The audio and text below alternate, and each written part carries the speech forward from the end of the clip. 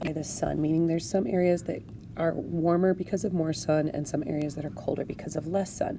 So the uneven heating of Earth controls climate, and we're going to talk about 5 of these climate control factors. The first one is altitude, so how high up in the air it is. Now this pattern we're discussing would be that down low it's warmer. As you climb up a mountain, it will get colder. Now just so you know, even though you're up high and you're closer to the sun, so you would think warmer, there are less air particles, so there's less particles for the heat to transfer from one particle to a next to get to you to warm you up. So it's like having a really thin blanket as opposed to a thick blanket. But now that climate control factor only applies to land space on Earth because it only applies to the troposphere of Earth, which includes Mount Everest. So if you're still standing on Earth's surface, this pattern will apply where the temperature gets colder the higher up you go. Things happen differently in these other layers of the atmosphere.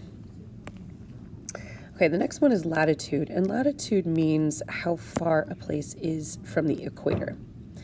Closer to the equator is warmer, farther from the equator by the poles is colder, and I know you know that, but make sure you understand why.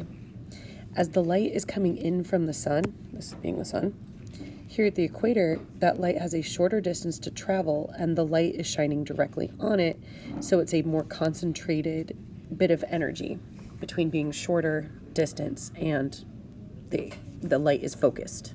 So it's warmer at the equator.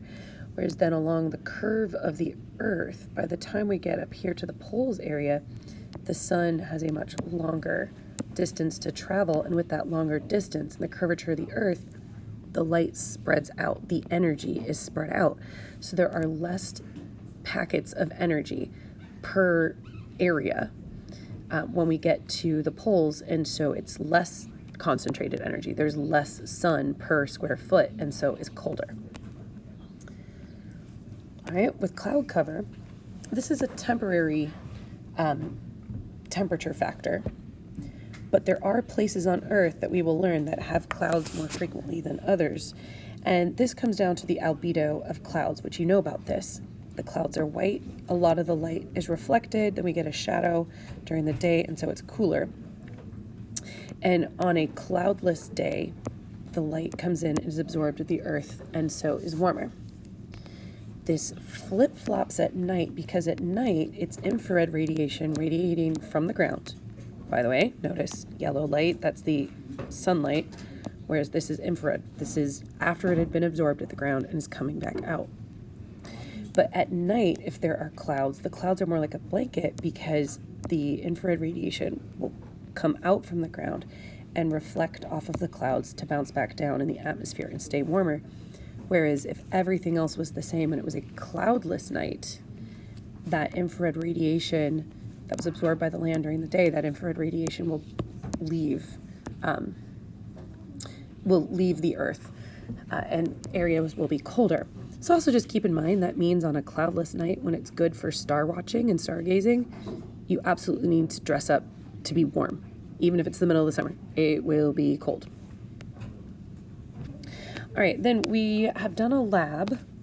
So to remind you of the lab where we had the infrared heat lamp, a beaker of water, dry sand, which is for land, representing land, and then damp sand, which is just a halfway in between.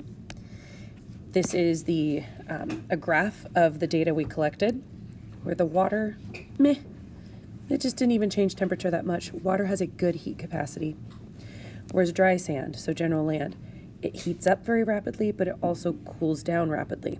This has a poor heat capacity, meaning it just doesn't hold on to its heat.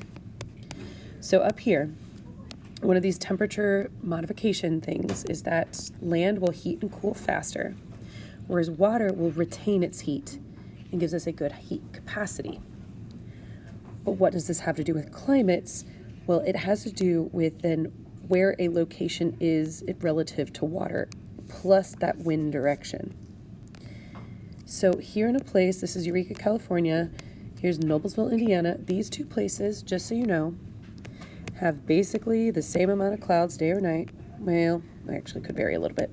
the same altitude and the same latitude. So the other factors are the same. What makes them different is that Eureka, California is by the Pacific Ocean and the air is circulating from the west to the east.